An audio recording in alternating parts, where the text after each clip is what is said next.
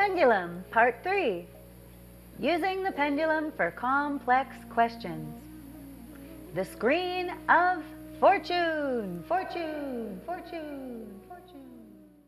There are many forms and styles of charts that a pendulist can purchase, create, and use for complex questions that require more than a yes or no response.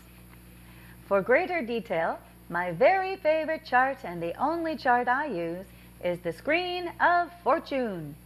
The screen of fortune is estimated to have been in print in Great Britain during the century of 1650 to 1750 AD.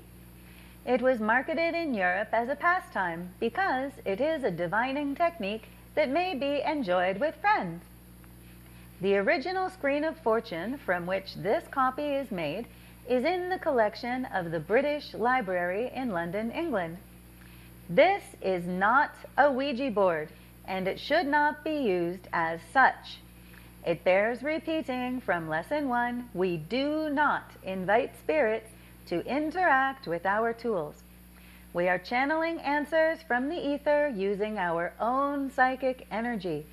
Understanding the screen of fortune.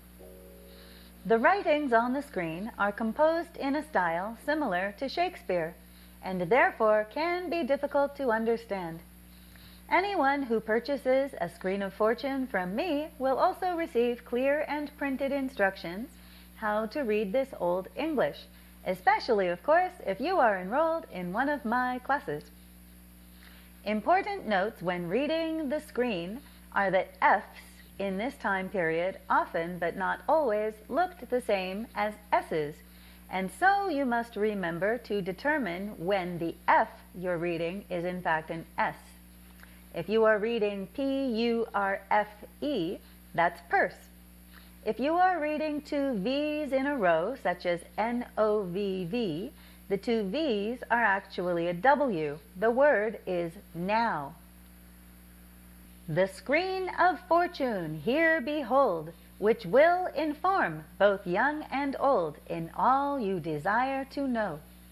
Unto some letter there you'll see what 'tis the stars for you decree, of good or ill what pleases fate, on your thoughts to deliberate.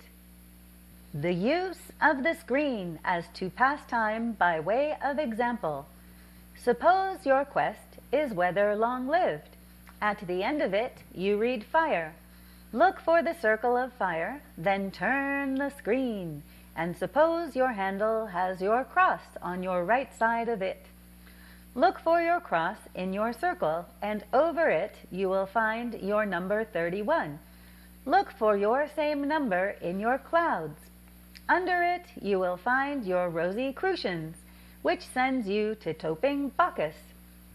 Look for him at your top of your tables of answers, and your line which has your cross before it is your answer, and so of your questions and letters all along.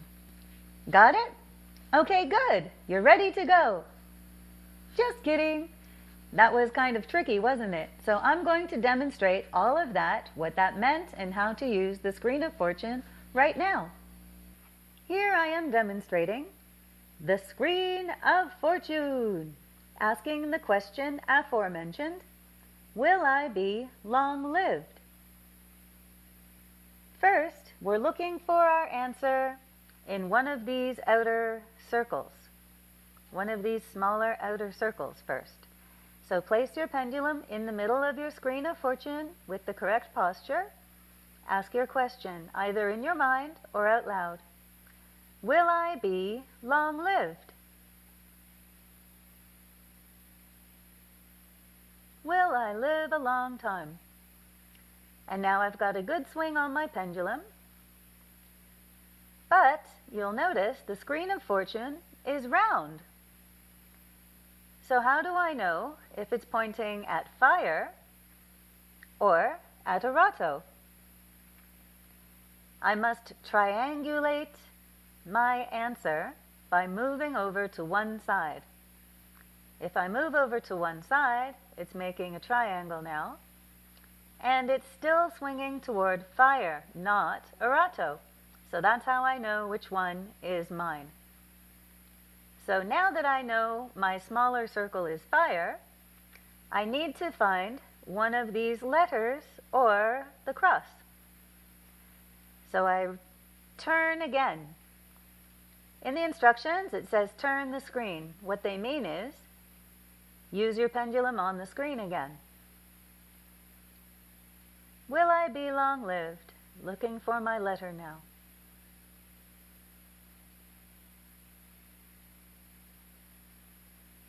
Now it is headed for the cross as per the instructions. However, I must again triangulate because the screen is round. How do I know it's not pointing to M or N? So I move over to one side and see which way the pendulum is really swinging. And there you can see it's clearly swinging toward the cross. So I've got fire and I've got my cross. So I can put my pendulum down. In fire, I'm looking for the cross amongst the letters, and the cross is right there. And the corresponding number to the cross is the number 31. Now here, you can find your answer withheld because you look in the clouds for your number, but all the numbers aren't there. If you have asked an unspecific question, such as, will I ever find love, maybe? Then you're going to find your answer withheld. The number in your circle will not be in the clouds. Your game is over. Try again tomorrow. Or rephrase your question. So I have the number 31.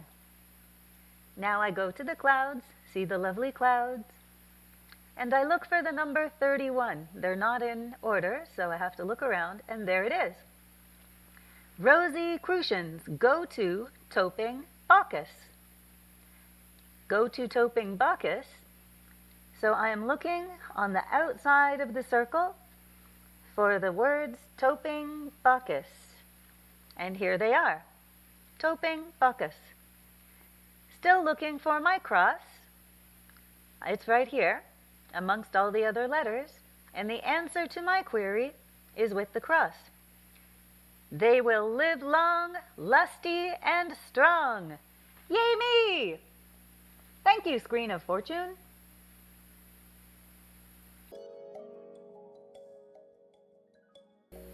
Supplemental. Dowsing rods.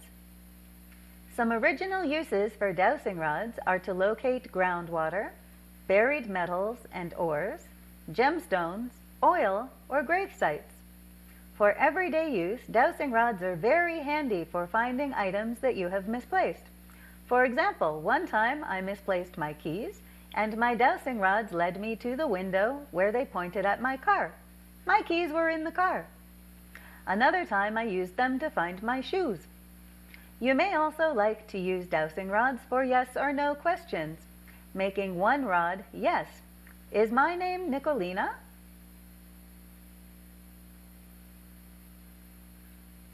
And the other rod, no. Is my name Rumpelstiltskin?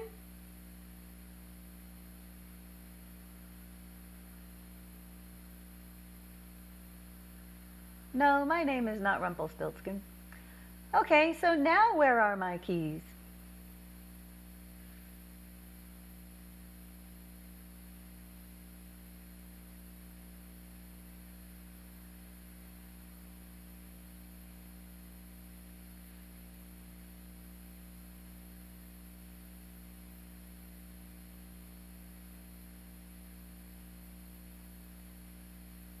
You'll notice the rods will come together to point in a straight line at an object.